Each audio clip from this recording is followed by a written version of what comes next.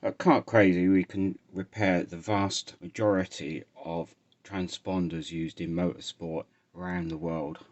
Most of the time we can repair these by a straightforward repair that when you get it back you don't really notice there's any difference, apart from it operates much longer. Just now and again, like with this transponder, we couldn't do that kind of repair, so we've had to think outside the box and modify it so that it's still great for the customer to use and hasn't had the expense of buying a new transponder or one of those very expensive subscription ones.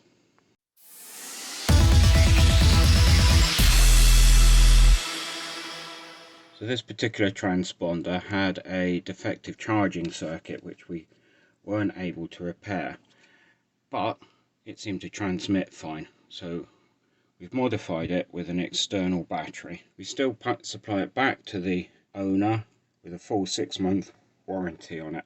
To use a transponder like this is pretty straightforward, as I show you.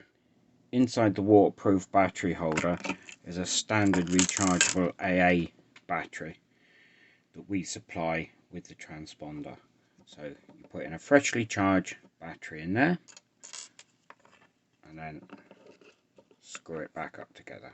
Check the little on-off button on the battery holders on the on position, and you put the transponder into a normal charging cradle. Either one of ours or an AMB one is fine.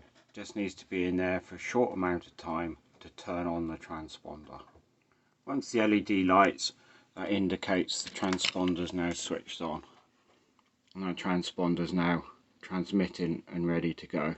At Kart Crazy we do our best to repair your transponders whatever way they come into us, even if that repair requires us thinking outside the box a little bit.